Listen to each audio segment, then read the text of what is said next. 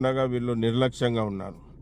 రవాణా శాఖ అధికారులు, కర్నూలు రవాణా శాఖ అధికారులు కలెక్టర్ గారు చెప్పినా నిర్లక్ష్యం చేస్తున్నారు. ట్యాక్సీ డ్రైవర్ల గురించి పట్టించుకోవడం లేదు. మళ్ళీ తూతూ మంత్రంగా ఒక మీటింగ్ పెడతారు. ఏదైనా మేము వాళ్ళ దగ్గరికి పోయినప్పుడు ఒక బండో 2 బండ్లో కేసులు రాస్తారు, ఒక బండో 2 బండ్లో పట్టుకొని వస్తారు. తూతూ మంత్రంగా చేతులు దులుపుకుంటారు అంతే. తర్వాత ఏమి చెయ్యరు.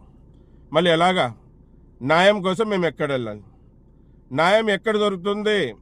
కర్నూలులో బతికే ట్యాక్సీ డ్రైవర్లకి న్యాయం ఎక్కడ దొరుకుతుంది? న్యాయం ఎక్కడ దొరుకుతుంది అంటే చెప్పండి, అక్కడికే పోతాం. వేలకు వేలు, లక్షలకి లక్షలు ట్యాక్స్ కట్టే వాళ్ళ గురించి పట్టించుకోకుండా ఈ రవాణా శాఖ అధికారులు చట్ట వ్యతిరేకంగా తిరిగే బండ్లకి సపోర్ట్ చేస్తున్నారా? అర్థం కావడం లేదు. మాకైతే అనిపిస్తూ ఉంది, ఈ చట్ట వ్యతిరేకంగా తిరిగే బండ్లకే సపోర్ట్ చేస్తున్నట్టు అనిపిస్తుంది. వాస్తవం ఎంతవరకు మాకు కూడా తెలియదు, ఆ భగవంతుడికి తెలవాలి.